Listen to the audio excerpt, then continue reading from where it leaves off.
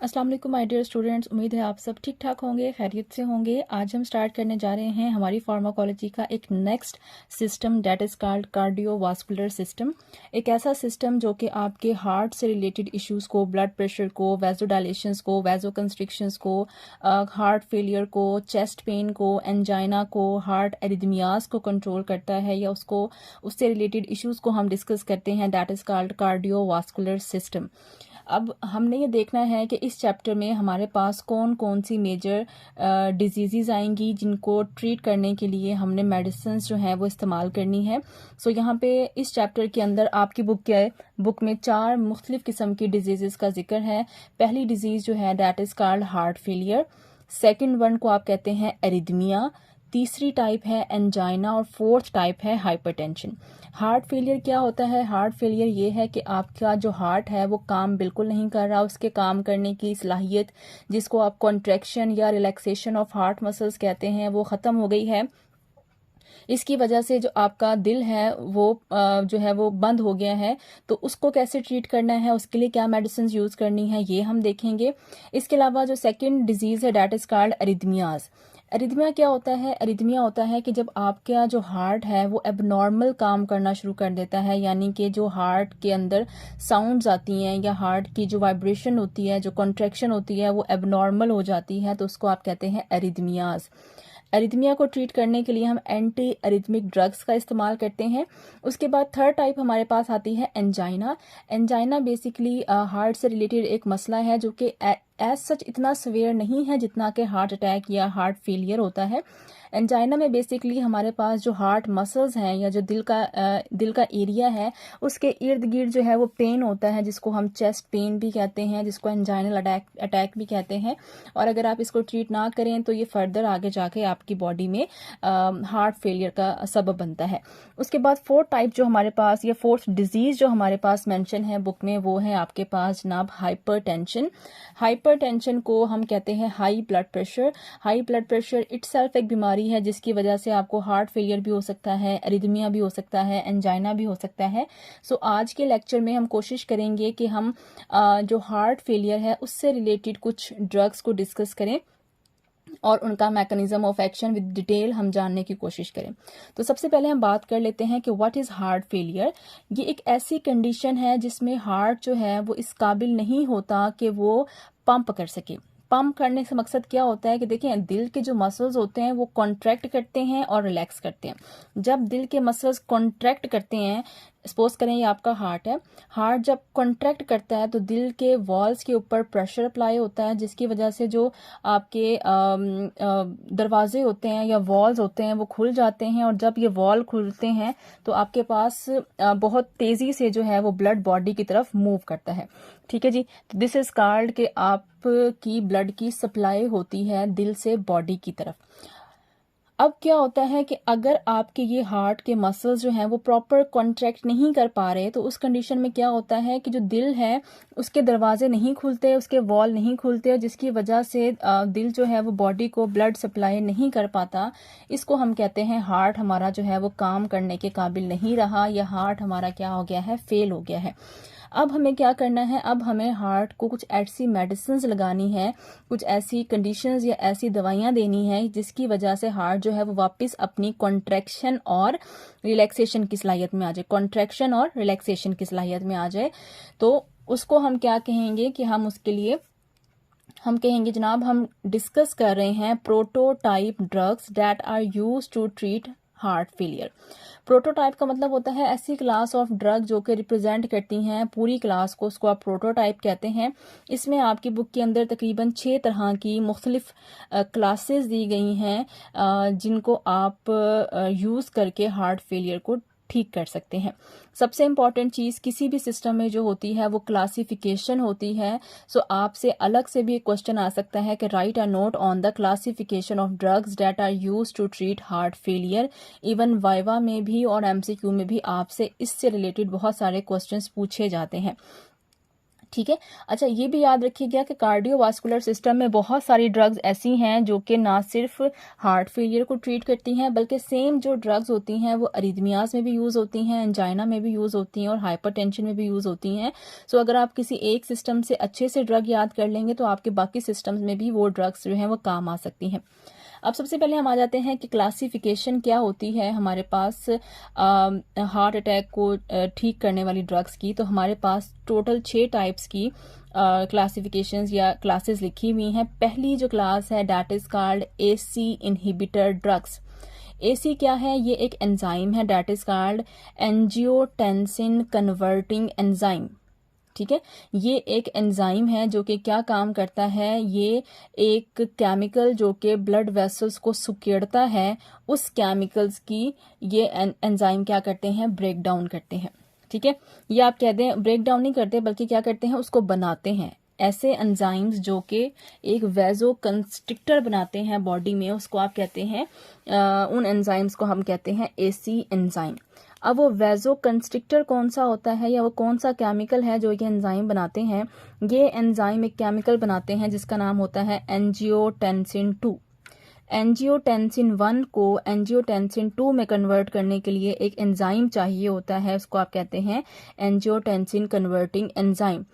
अब जब ये एंजियोटेंसिन 2 बनता है तो हमारी बॉडी में क्या होती है, ब्लड वेजो कंस्ट्रिक्शन होती है। ठीक है, जिसकी वजह से ब्लड प्रेशर इंक्रीज कर जाता है। हमें क्या करना है, पेशेंट को कोई ऐसी दवाई देनी है जो कि जाके इस एंजाइम को रोक दे ताकि ब्लड प्रेशर क्या हो जाए, कम हो जाए।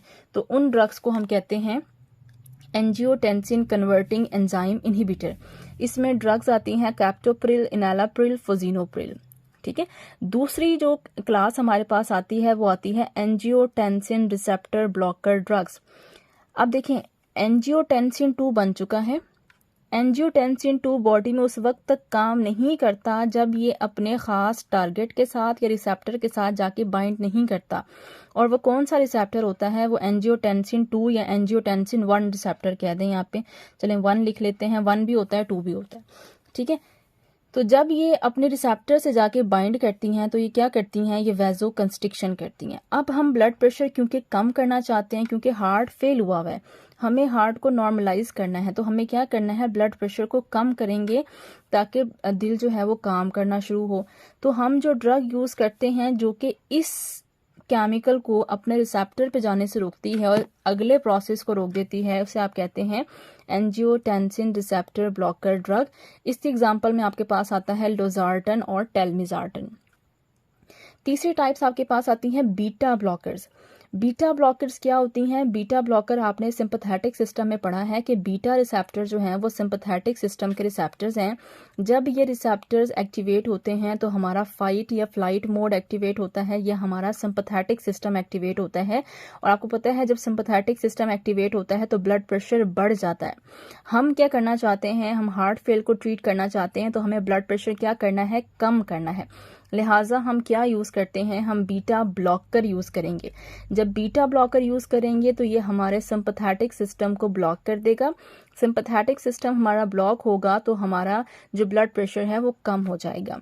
देन आते हैं डायरेक्ट वेजोडाइलेटर्स। ये ऐसी दवाइयाँ होती हैं जिनको जैसे ही आप ब्लड की बॉडी में एंटर करते हैं तो ये आपकी ब्लड वेसल्स पे जाके इफेक्ट करती हैं और वेसल्स को खुला कर देती हैं। लिहाजा ब्लड जो है वो आसानी से फ्लो करता है, ब्लड का प्रेशर क्या हो जाता है, कम हो जाता है। इसमें हमारे पास ड्रग आती है सोडियम नाइट्रोप्रोसाइड। फिफ्थ ड्रग हमारे पास आती है आइनोट्रोपिक एजेंट्स। आइनो का मतलब होता है कि ये ऐसे ड्रग्स हैं या ऐसे केमिकल्स हैं जो कि आइंस की बेस पे काम करते हैं, यानी कि जब हम इनको बॉडी में डालते हैं तो ये हमारी बॉडी में जाके कुछ आइंस को एक्टिवेट करते हैं और वो आइंस हमारी बॉडी में मौजूद हार्ट को पंपिंग सलाहियत देते हैं, हार्ट को एक्टिविटी देते हैं, हार्ट को एनर्जी देते हैं ताकि हार्ट जो है वो दोबारा से काम करने के काबिल हो जाए। इसमें एग्जाम्पल आती है डाइजॉक्सिन, और ये किस प्लांट से हासिल होता है, डिजिटेलस प्लांट से हासिल होता है। और लास्ट कैटेगरी जो हमारे पास आती है उसको आप कहते हैं डाईयूरेटिक्स। डायूरेटिक्स वो होते हैं जो कि आपकी बॉडी में यूरिन की प्रोडक्शन को ज़्यादा करते हैं। यूरिन की प्रोडक्शन ज़्यादा हो जाती है तो आपकी बॉडी से जो भी गैर ज़रूरी आयंस होते हैं या इलेक्ट्रोलाइट्स होते हैं वो भी रिमूव हो जाते हैं और ज़रूरी इलेक्ट्रोलाइट्स बॉडी के अंदर महफूज हो जाते हैं। और ये आपको पता है कि बॉडी में या हार्ट में आयंस का, इलेक्ट्रोलाइट्स का बड़ा इंपॉर्टेंट रोल होता है। कुछ आयंस ऐसे होते हैं जो हार्ट मसल्स को रिलैक्स कराते हैं, कुछ आयंस ऐसे होते हैं जो हार्ट मसल्स को कॉन्ट्रैक्ट करवाते हैं। तो हमें ये देखना होता है कि हमें कौन से मसल्स, हार्ट मसल्स चाहिए, कौन से हमें आयंस चाहिए और हमें किस तरह की एक्टिविटी चाहिए। तो उसके लिए हम डायूरेटिक्स यूज़ करते हैं। हम डायूरेटिक्स में एसीटाजोलामाइड, मैनिटोल और फ्यूरोजिमाइड यूज़ करते हैं। अब इस चैप्टर में जो ड्रग्स आपकी बुक में डिस्कस की हैं वो हैं कैप्टोप्रिल, लोजार्टन और डाइजॉक्सिन। ठीक है, डायूरेटिक्स का जो चैप्टर है ये टोटली अलग चैप्टर है। मैं अगर यहाँ पे डायूरेटिक्स आपको बताने बैठूंगी तो फिर वो बहुत लंबा हो जाएगा। जब हम डायूरेटिक्स वाले चैप्टर पे जाएंगे तो हम मुख्तलिफ किस्म के डायूरेटिक्स पढ़ेंगे। वहाँ पे मैं आपको उन डायूरेटिक्स को ब्लड प्रेशर के साथ रिलेट करके दिखाऊंगी। ठीक है, इसके अलावा जो बीटा ब्लॉकर है ये हम ऑलरेडी पढ़ चुके हैं जब हमने सिम्पैथोलिटिक्स ड्रग्स पढ़ी हैं या सिंपैथेटिक एंटागोनिस्ट ड्रग्स पढ़ी हैं। तो वहाँ पे हमने प्रोप्रानोलोल ऑलरेडी पढ़ा हुआ है। तो प्रोप्रानोलोल को आप सिंपैथेटिक एंटागोनिस्ट ड्रग्स में से जाके याद करेंगे और डायूरेटिक्स को हम फर्दर जो लेक्चर्स देंगे उसके अंदर हम इसको डिस्कस करेंगे। अभी हम जो है वो सिर्फ किसको डिस्कस करेंगे, कैप्टोप्रिल, लोजार्टन और डाइजॉक्सिन को। तो इन दो ड्रग्स को डिस्कस करने के लिए सबसे पहले जो चीज़ आपको पता होनी चाहिए वो आपको रेनिन एंजियोटेंसिन सिस्टम के बारे में पता होना चाहिए कि ये सिस्टम क्या होता है। ये अगर सिस्टम आपको आएगा तो आपको ये दोनों ड्रग्स आसानी से समझ आ जाएंगी। आपको कोई भी वाइवा का क्वेश्चन हो, कोई भी एमसीक्यू हो, आप आसानी से अटेम्प्ट कर सकते हैं। ठीक है, और बड़ा आसान सा सिस्टम है। आप देखें कि जो आपका लिवर है, जिसको आप जिगर कहते हैं, लिवर जो है वो एक आप कहते हैं एक प्रोटीन रिलीज करता है, दैट इज कॉल्ड एंजियोटेंसिनोजिन, या एक हार्मोन रिलीज करता है, उसको आप क्या कहते हैं, एंजियोटेंसिनोजिन। इस एंजियोटेंसिनोजिन को कन्वर्ट किया जाता है एंजियोटेंसिन 1 के अंदर। कौन कन्वर्ट करता है, एक एंजाइम होता है, उसका नाम होता है रेनिन। ये एंजाइम कहाँ से रिलीज होता है, ये एंजाइम किडनी से रिलीज होता है और हमारी बॉडी में एंजियोटेंसिन 1 को प्रोड्यूस करता है। किसकी मदद से, एंजियोटेंसिनोजिन की मदद से। इसका मतलब है कि अगर ये एंजाइम मौजूद नहीं होगा तो कभी भी एंजियोटेंसिनोजिन एंजियोटेंसिन 1 में कन्वर्ट नहीं होगा और फर्दर प्रोसेस नहीं हो सकता। ठीक है, अब जब एंजियोटेंसिन 1 बन जाता है तो हमारे पास एक एंजाइम आता है जिसका नाम होता है एंजियोटेंसिन कन्वर्टिंग एंजाइम। ये कहाँ से रिलीज होता है, ये हमारे पास किडनी से भी रिलीज होता है और लंग्स से भी रिलीज होता है। ठीक है, ये क्या काम करता है, ये 1 को 2 में कन्वर्ट करता है। एंजियोटेंसिन 1 को एंजियोटेंसिन 2 में कन्वर्ट करता है। जब ये एंजियोटेंसिन 2 बन जाता है तो ये जाके अपने टारगेट के साथ या रिसेप्टर के साथ बाइंड करता है, जिसको 81 रिसेप्टर या 82 रिसेप्टर्स भी कहते हैं। और जब ये एंजियोटेंसिन 2 जाके 81 या 82 रिसेप्टर से बाइंड करता है तो ये क्या काम करता है, ये वेजो कंस्ट्रिक्शन करता है, लिहाजा ब्लड प्रेशर क्या हो जाता है, बढ़ जाता है। ठीक है, वेसल्स कॉन्स्ट्रिक्ट होने का क्या मतलब है कि जनाब ये देखें, ये आपकी खून की नाली है, ये क्या हो गई है, ये तंग हो गई है, नाली तंग हो गई है, इसके अंदर से ब्लड मूव कर रहा है। अब ब्लड मूव कर रहा है, रास्ता तंग हो गया, तो ब्लड को क्या करना पड़ेगा, ब्लड को प्रेशर से गुजरना पड़ेगा। ये ऐसे ही है जैसे आप पौधों को पानी दे रहे हो और उस पाइप को जिससे आप पानी दे रहे हो उसको आप आगे से तंग कर दें, बंद कर दें, प्रेस कर दें, तो क्या होगा कि आपने रास्ता तंग कर दिया, जिसकी वजह से पीछे से जो पानी आ रहा है, पहले वो अगर यहाँ गिर रहा था तो अब प्रेशर की वजह से पानी यहाँ गिरेगा। ठीक है, इसका मतलब है आपने वेसल को या नाली को क्या कर दिया, तंग कर दिया। नाली को तंग करने से प्रेशर क्या हो जाता है, बढ़ जाता है। तो सेम केस यहाँ पे हुआ है, आपका ब्लड प्रेशर इंक्रीज हो गया है। ठीक है, अब जब ये एंजियोटेंसिन 2 बनता है तो हमारे पास इस चैप्टर से रिलेटेड जो चीज़ है वो आपने ये वाली बात याद रखनी है जो मैंने सीधी लाइन लगाई है। ठीक है, लीवर से ही एंजियोटेंसिनोजिन रिलीज होता है, वो एंजाइम की मदद से एंजियोटेंसिन 1 में कन्वर्ट होता है, उस पे एसी एंजाइम एक्ट करता है, उसको एंजियोटेंसिन 2 में कन्वर्ट करता है। एंजियोटेंसिन 2 उस वक्त तक काम नहीं करता जब वो अपने रिसेप्टर से बाइंड नहीं करता, और रिसेप्टर से बाइंड करने के बाद ये वेजो कंस्ट्रिक्शन करता है, जिसकी वजह से ब्लड प्रेशर हाई हो जाता है। अब मैं क्योंकि आपको रेनिन एंजियोटेंसिन सिस्टम पढ़ा रही हूँ तो आप ये भी देखिएगा कि ये एंजियोटेंसिन क्या सिर्फ ब्लड प्रेशर को बढ़ाता है या कुछ और काम भी करता है? ठीक है, ये आपके नॉलेज के लिए ज़रूरी है। जब हम आगे चीज़ों को पढ़ेंगे, डायूरेटिक्स पढ़ेंगे, तो आपको ये चीज़ें भी वहाँ पे याद करनी पड़ेंगी। तो इसलिए मैं आपको यहाँ पे दोबारा से बता रही हूँ कि देखें, एंजियोटेंसिन 2 एक तो वैसोकंस्ट्रिक्शन करता है, दूसरा ये क्या करता है, ये हमारी बॉडी में एंटी डाईयूरेटिक हार्मोन रिलीज करता है। एंटी डायूरेटिक हार्मोन का आपको पता है, एंटी डायूरेटिक हार्मोन को अगर आपने फर्स्ट ईयर में पढ़ा होगा बायोकेमिस्ट्री में, तो वहाँ पे हमने पढ़ा था कि एंटी डायूरेटिक हार्मोन, जिसको आप वैसोप्रेसिन भी कहते हैं, ये एक ऐसा हार्मोन होता है जो कि आपके पोस्टीरियर पिट्यूटरी ग्लैंड जो कि ब्रेन में होता है वहाँ से रिलीज होता है। और जब ये बॉडी में रिलीज होता है तो ये क्या काम करता है, ये हमारी बॉडी में वाटर को महफूज करता है, सोडियम को बॉडी के अंदर कंजर्व करता है, महफूज करता है, और यूरिन के जरिए से पोटेशियम को रिलीज करता है। ठीक है, तो एंजियोटेंसिन 2 बॉडी में ये काम भी करता है। एक और काम देखिएगा कि एंजियोटेंसिन 2 क्या काम करता है, एंजियोटेंसिन 2 एल्डोस्टेरॉन को भी एक्टिवेट करता है। एल्डोस्टेरॉन कहाँ होता है, हमारी जो किडनी है, किडनी के ऊपर ग्लैंड होता है जिसको आप कहते हैं एड्रीनल ग्लैंड। यहाँ पे दोबारा से आपकी बायोकेमिस्ट्री इन्वॉल्व हो रही है, जो कि आपने हार्मोन वाले चैप्टर में पढ़ी थी फर्स्ट ईयर में। अब किडनी का जो एड्रीनल कॉर्टेक्स होता है, एड्रीनल ग्लैंड का एक हिस्सा होता है, बाहर वाला हिस्सा, उसको आप एड्रीनल कॉर्टेक्स कहते हैं। वहाँ से एक हार्मोन रिलीज होता है, डेट इज कॉल्ड एल्डोस्टेरॉन। जब ये हार्मोन रिलीज होता है तो ये क्या काम करता है, ये सेम काम करता है, ये वाटर को और सोडियम को बॉडी में महफूज करता है और पोटेशियम को क्या करता है, बॉडी से रिलीज करवाता है। और फोर्थ काम क्या होता है एंजियोटेंसिन 2 का, एंजियोटेंसिन 2 हमारी बॉडी में हाइपोथैलेमस को एक्टिवेट करती है। लिहाजा जब हाइपोथैलेमस एक्टिवेट होता है तो थर्स्ट या प्यास जो है वो आपको लगना शुरू होती है। तो अगर आप सारी कंडीशंस देखें तो सारी कंडीशंस में क्या हो रहा है, हमारी बॉडी के अंदर वाटर जो है वो कंजर्व हो रहा है।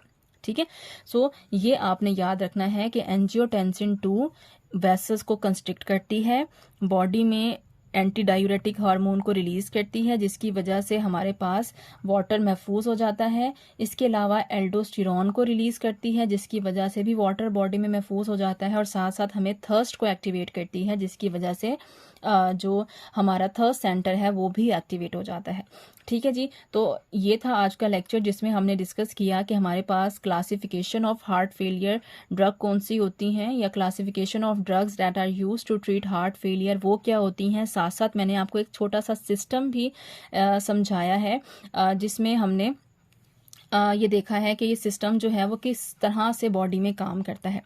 इसके साथ हम कुछ डिस्कस करते हैं 2 ड्रग्स को, जो कि हमारे पास कौन कौन सी हैं, एक तो कैप्टोप्रिल है और एक हमारे पास लोजार्टन है।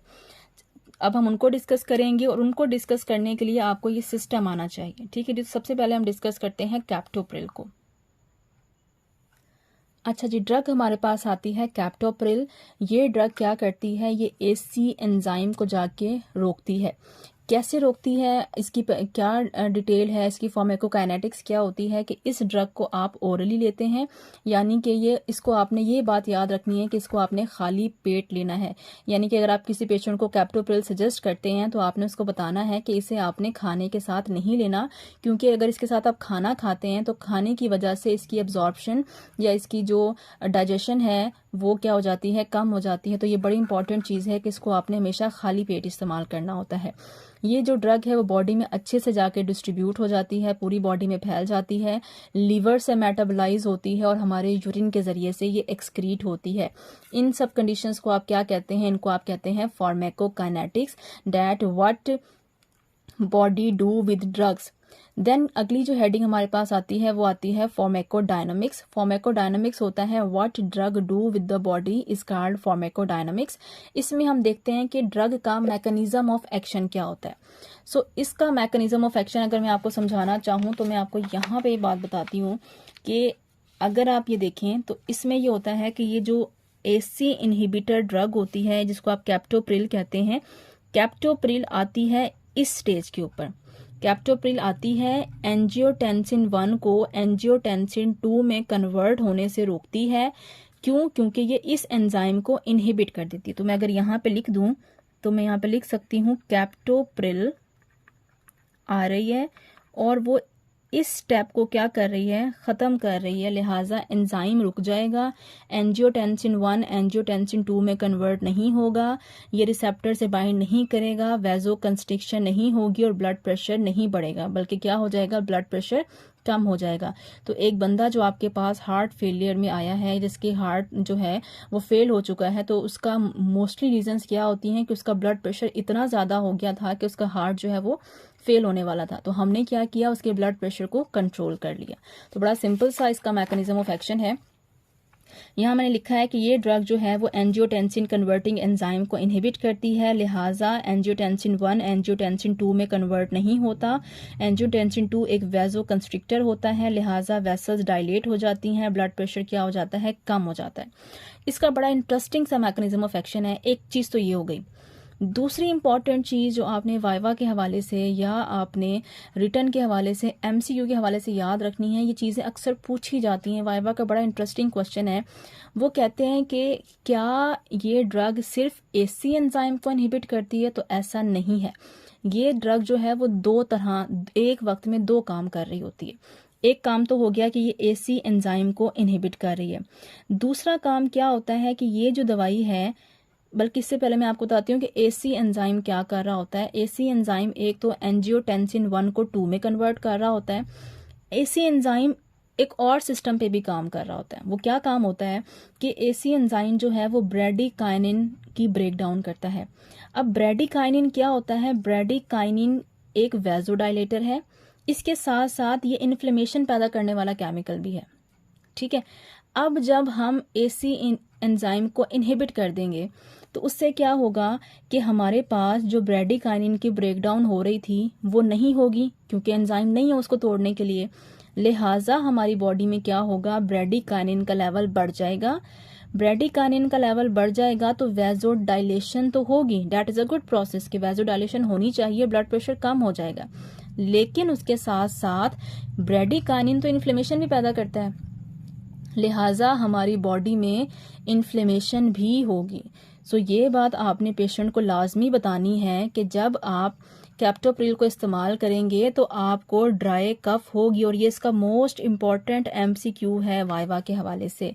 एमसीक्यू है, एमसीक्यू के हवाले से भी इम्पॉर्टेंट है, वाइवा के हवाले से भी इम्पॉर्टेंट है। जब आप कहते हैं ना कि जी कैप्टोप्रिल खाने से ड्राई कफ होती है, तो एक्सटर्नल आपसे पूछता है कि क्यों ड्राई कफ होती है, तो आपने उसको मैकेनिज्म के थ्रू बताना होता है कि जब हम कैप्टोप्रिल देते हैं, एक तो काम ये करती है कि एसी एंजाइम को इनहिबिट करती है।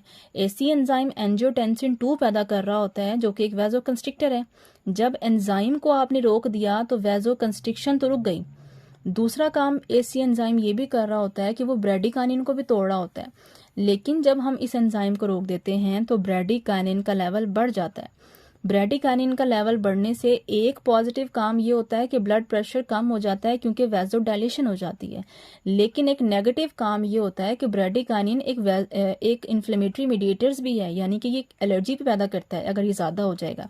तो क्योंकि हम बॉडी में ब्रेडिकाइनिन के लेवल को बढ़ा रहे हैं इस दवाई की वजह से, तो जहाँ हमारे पास एक अच्छा इफेक्ट ये होगा कि ब्लड प्रेशर कम होगा, वहाँ पे एक एडवर्स इफेक्ट ये भी होगा कि हमें इन्फ्लेमेशन की वजह से पेशेंट के अंदर कफ प्रोड्यूस होगी। तो ये बात आपने पेशेंट को बतानी होती है कि जब आप ये मेडिसिन खाएंगे तो आपको थोड़ी सी खांसी होगी, ड्राई कफ होगी, लिहाजा पानी का इस्तेमाल क्या करेंगे, बढ़ा देंगे। तो इन दोनों चीज़ों को आपने बहुत अच्छे से याद करना है। ठीक है। उसके बाद आता है कि इसको आप कहाँ इस्तेमाल करते हैं। इस दवाई को हम इस्तेमाल करते हैं हाइपरटेंशन के इलाज के लिए, साथ साथ हार्ट फेलियर में यूज़ करते हैं। Adverse effect dry cough, most important, most asked question in your viva and in your MCQs के जो आप कैप्टोप्रिल है उसका या जो एसी इनहिबिटर्स हैं उसका एक स्पेसिफिक एडवर्स इफेक्ट होता है, वो बताएं, वो है ड्राई कफ। अब क्या हो रहा है, क्योंकि आप वेजो डायलेशन कर रहे हैं, अगर ज़्यादा वेजो डायलेशन हो जाएगी तो उससे क्या होगा, आपके पास हाइपोटेंशन हो सकती है, यानी कि आपका ब्लड प्रेशर क्या होगा, ज़रूरत से ज़्यादा कम हो सकता है। इसके अलावा स्किन पे हल्के फुल्के रैश हो सकते हैं और साथ साथ थोड़ा बहुत पेट में आपके पास दर्द हो सकता है। कॉन्ट्राइंडिकेशन क्या होती है? कॉन्ट्राइंडिकेशन से मुराद है कि इस दवाई को आपने कब कब इस्तेमाल नहीं करना। तो इस दवाई को आपने इस्तेमाल नहीं करना प्रेगनेंसी में, क्योंकि ये प्रेगनेंसी में मदर बॉडी से बच्चे की बॉडी तक ट्रांसफ़र हो जाती है थ्रू प्लेसेंटा, जिसकी वजह से ये फीटोटॉक्सिक होती है, यानी कि जो फीटस है, जो नॉन बॉर्न बेबी है, उसमें टॉक्सिसिटी पैदा करती है, लिहाजा एबॉर्शन या मिसकैरेज के चांसेस प्रेगनेंसी में बढ़ जाते हैं। तो ये थे जनाब आपके पास कैप्टोप्रिल।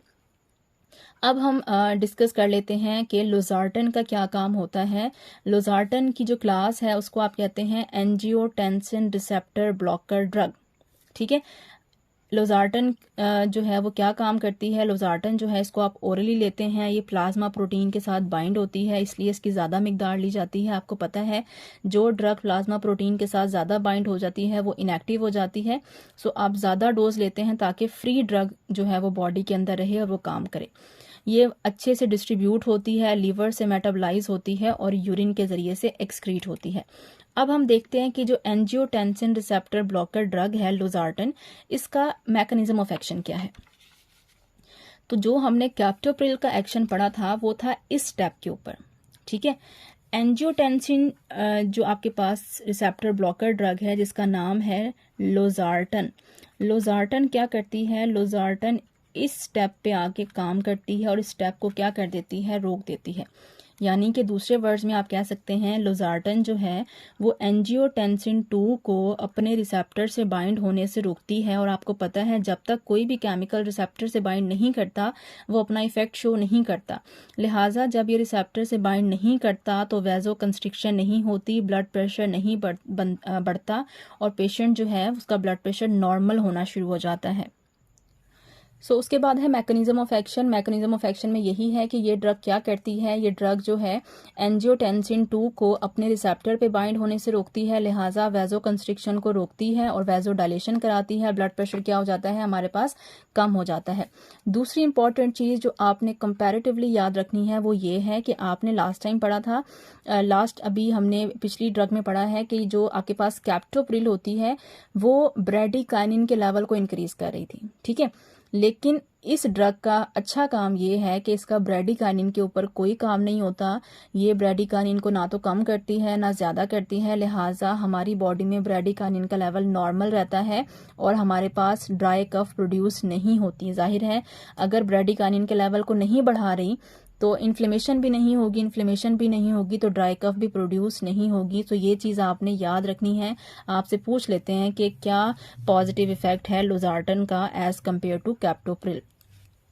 यूजेस भी सेम है, एडवर्स इफेक्ट भी सेम है। यूजेस ये हैं कि इसको आप हार्ट फेलियर में यूज़ करते हैं, हाइपरटेंशन यानी ब्लड प्रेशर को ठीक करने के लिए, कम करने के लिए यूज़ करते हैं। और एडवर्स इफेक्ट भी सेम है, सिवाय किस चीज़ के? सिवाय ड्राई कफ के। बाकी आप देखें ब्लड प्रेशर क्योंकि आप कम कर रहे हैं, तो अगर आप ज़्यादा ड्रग देंगे तो हाइपोटेंशन हो जाएगी, यानी ब्लड प्रेशर बहुत ज़्यादा कम हो जाएगा, साथ साथ स्किन रैशेस हो सकते हैं और साथ साथ पेट में जो है वो दर्द हो सकता है। सारे एडवर्स इफेक्ट वही हैं जो कि आपने कैप्टोप्रिल के पढ़े थे, सिवाय एक एडवर्स इफेक्ट के जो कि था ड्राई कफ। वो मैंने किस में लिखा था? वो मैंने कैप्टोप्रिल में लिखा था, मैंने यहाँ पे उसको मेंशन नहीं किया। रीज़न क्या थी कि कैप्टोप्रिल ब्रेडिकाइनिन के लेवल को बढ़ा रही थी, जिसकी वजह से इन्फ्लेमेटरी रिएक्शन होता है और ड्राई कफ प्रोड्यूस होती है। लेकिन ये ड्रग क्योंकि ब्रेडिकाइनिन पे कोई इफेक्ट नहीं करती, लिहाजा इन्फ्लेमेशन नहीं होती और ड्राई कफ प्रोड्यूस नहीं होती। इसके एडवर्स इफेक्ट में आपने कभी भी ड्राई कफ नहीं बताना। लास्ट ड्रग जो आपकी बुक के अंदर मेंशन है वो है डाइजॉक्सिन। डाइजॉक्सिन जो है आपको याद होगा कि आपने जो आपकी फार्मेसी टेक्नीशियन का क्लास 1 थी वहाँ पे या फर्स्ट ईयर थी वहाँ पे आपने चैप्टर पढ़ा था ग्लाइकोसाइड्स। वहाँ पे आपने डिजिटेलस प्लांट पढ़ा था। डिजिटेलस जो है वो ग्लाइकोसाइड्स के अंदर एक प्लांट था जिसका सोर्स था डिजिटेलस लनाटा, डिजिटेलस परपूरा। वहाँ हमने इसके यूज़ में पढ़ा था कि इस डिजिटेलस से जो केमिकल मिलता है वो होता है डाइजॉक्सिन और ये दिल के इलाज के लिए बहुत अच्छा होता है, हार्ट फेलियर के लिए या हार्ट अटैक के लिए बहुत अच्छा होता है। अब हम उसको रिलेट करते हैं यहाँ पे कि वहाँ पे जो हमने इफेक्ट पढ़ा था वो कैसे दिल के लिए बहुत अच्छा होता है। सो डायजॉक्सिन क्या है? ये ग्लाइकोसाइड है जो कि हमें डिजिटेलिस लेनाटा या डिजिटेलिस परपूरा प्लांट से हासिल होता है। इसकी एब्जॉर्प्शन बहुत सिंपल है, सॉरी मैं यहाँ लिखना भूल गई हूँ। एब्जॉर्प्शन के बाद यहाँ आप लिखेंगे डिस्ट्रीब्यूशन, यहाँ लिखेंगे मेटाबॉलिज्म और यहाँ आप लिखेंगे एक्सक्रीशन। ठीक है, यहाँ आप इसको ऐड कर लीजिएगा। ठीक है, तो ये जो है इसको हम ओरली लेते हैं, बॉडी में अच्छे से डिस्ट्रीब्यूट होती है, लीवर से मेटाबोलाइज होती है और यूरिन से क्या होती है हमारे पास एक्सक्रीट होती है। फार्माकोडायनामिक्स देखें कि इसका मैकेनिज्म ऑफ एक्शन बड़ा इंटरेस्टिंग है। यहाँ पे मैंने ऊपर लिखा हुआ है this is inotropic agent. Inotropic agent का मतलब है कि ये किसी आइन पे जाके काम करती है, किसी आयन की मिकदार को या इलेक्ट्रोलाइट की मिकदार को बॉडी में कम या ज़्यादा करती है और उसकी वजह से हमारा हार्ट अटैक ठीक होता है या हमारा जो हार्ट फेलियर है वो नॉर्मल होता है। अब वो कौन सा आयन है? याद रखिएगा, हमारी बॉडी में जो कैल्शियम आयन होता है, बॉडी में कैल्शियम आयन जितना ज़्यादा होता है हार्ट के मसल्स उतने अच्छे से कॉन्ट्रैक्ट होते हैं, हार्ट की कॉन्ट्रैक्टिंग पावर उतनी अच्छी होती है। और आपको पता है कि हार्ट फेलियर की डेफिनेशन में क्या हमने पढ़ा था कि हार्ट फेल उस वक्त होता है जब दिल के मसल्स प्रॉपरली कॉन्ट्रैक्ट नहीं कर पा रहे होते, जिसकी वजह से जो ब्लड दिल के अंदर मौजूद था वो यहाँ से रिलीज होके बाहर नहीं आता। कॉन्ट्रैक्शन होती है तो दरवाज़ा खुलता है और ब्लड बाहर आता है। तो हार्ट फेलियर उसी वक्त हो रहा था जब दिल के मसल्स कॉन्ट्रैक्ट नहीं कर पा रहे थे।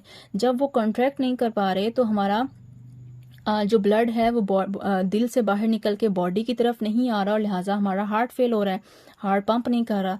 तो हमने क्या किया, हमने एक ऐसी दवाई दी जिसने क्या किया, हमारी बॉडी में जाके ऐसे केमिकल को या ऐसे आयन को एक्टिवेट कर दिया जिसकी वजह से हार्ट की कॉन्ट्रैक्शन पावर बढ़ जाती है। वो कौन सा केमिकल होता है, वो कौन सा आयन होता है? वो होता है कैल्शियम आयन। जितना ज़्यादा कैल्शियम आयन बॉडी में होता है उतना ज़्यादा आपके हार्ट के मसल्स कॉन्ट्रैक्ट होते हैं और कॉन्ट्रैक्शन का मतलब होता है ज़िंदगी, हार्ट को दोबारा से ज़िंदगी मिल जाती है। सो इसका मैकेनिज़्म बड़ा आसान है कि जब आप इस ड्रग को इस्तेमाल करते हैं तो क्योंकि ये आइनोट्रोपिक एजेंट है लिहाजा ये कौन से आयन के लेवल को बॉडी में बढ़ाती है, ये कैल्शियम के लेवल को बॉडी में बढ़ाती है। जब कैल्शियम का लेवल बढ़ता है तो हार्ट के मसल्स कॉन्ट्रैक्ट करते हैं, उनमें जान आती है, जिसकी वजह से कार्डिक मसल्स की कॉन्ट्रैक्टिलिटी बढ़ती है और कार्डिक आउटपुट बढ़ जाता है। कार्डिक आउटपुट क्या होता है? कार्डिक आउटपुट का मतलब होता है कि 1 मिनट में या एक कॉन्ट्रैक्शन में कितनी मिकदार में ब्लड दिल से निकल के बॉडी की तरफ आ रहा है, that is called cardiac output. यानी कि दिल एक दफ़ा जब सिकुड़ता है तो वो कितना ब्लड बॉडी को देता है, that is a cardiac output. तो दिल जितनी दफ़ा ज़्यादा सिकुड़ेगा, जितनी दफ़ा कॉन्ट्रैक्ट होगा, 1 मिनट में अगर दिल 72 दफ़ा कॉन्ट्रैक्ट हो रहा है तो 72 दफ़ा दिल बॉडी को ब्लड दे रहा है। तो बॉडी की ज़रूरत क्या हो रही है? पूरी हो रही है। तो आपका जो हार्ट अटैक है या हार्ट का इशू है वो नॉर्मल हो रहा है, वो ठीक हो रहा है। तो that is called cardiac output. Cardiac output ज़िंदगी होती है। अगर किसी भी चीज़ में आउटपुट नहीं है, काम करने की सलाहियत नहीं है, तो वो क्या हो जाती है? ख़त्म हो जाती है। तो इस ड्रग के ज़रिए हमने क्या किया है? कैल्शियम आयन को बढ़ाया है। कैल्शियम आयन ने दिल की कॉन्ट्रैक्शंस को बढ़ाया है और जब कॉन्ट्रैक्शन ज़्यादा हुई हैं तो ब्लड दिल से निकल के ज़्यादा बॉडी की तरफ आ रहा है, लिहाजा कार्डिक आउटपुट क्या हो गया है? हमारे पास ज़्यादा हो गया है। इसके इस्तेमाल क्या होते हैं? इसके इस्तेमाल ये हैं कि इसको हम कंजस्टिव हार्ट फेलियर, कंजस्टेड क्या होता है? हार्ट जो है वो अकड़ गया है, काम नहीं कर रहा, ना तो वो कॉन्ट्रैक्ट हो रहा है। तो हमने क्या किया है, हार्ट की जो कंजेशन है या जो हार्ट फेलियर है उसको ठीक किया है, हार्ट को दोबारा से पंप करने के काबिल बनाया है। एडवर्स इफेक्ट इसका कोई एज सच स्ट्रॉन्ग नहीं है। सिंपल से एडवर्स इफेक्ट हैं कि इस ड्रग को आप इस्तेमाल करते हैं इस ड्रग से क्या हो जाता है कि इस ड्रग को इस्तेमाल करने से पेशेंट जो है उसको थोड़ा बहुत विजन का मसला होता है, यानी कि थोड़ा धुंधला नजर आना शुरू हो जाता है। नोजिया यानी कि मतली होती है, वोमिटिंग यानी कि उल्टी हो सकती है, हेडेक सर में दर्द हो सकता है और स्किन लीयंस हो सकती हैं। स्किन लीयंस क्या होती हैं? स्किन लीयंस होता है कि हमारी जो बॉडी है उसमें मुख्तलिफ जगहों पे ज़ख्म हो जाते हैं जिसकी वजह से थोड़ा बहुत पेशेंट को तकलीफ का सामना होता है। बट एज सच ये कोई बहुत ज़्यादा मेजर साइड इफ़ेक्ट्स नहीं है। सो ये था आपका आज का पूरा हार्ट फेलियर का टॉपिक, जिसमें हमने 3 ड्रग्स को डिटेल में डिस्कस किया है। इनको हम अलग अलग भी डिस्कस कर सकते थे, लेकिन ये क्योंकि एक ही सिस्टम से रिलेट करती हैं सो इसको इसलिए हमने इस वीडियो को थोड़ा सा लंबा किया है। आई होप आज का लेक्चर आपके लिए बहुत बेनिफिशियल रहा होगा, आपने कुछ ना कुछ ज़रूर सीखा होगा। कोई भी कन्फ्यूजन है, कोई भी इशू है तो आप मुझसे कमेंट्स में जाके पूछ सकते हैं। अगर वीडियो पसंद आई है तो please like this video, share this video and subscribe my channel. Thank you so much. अल्लाह हाफ़िज़।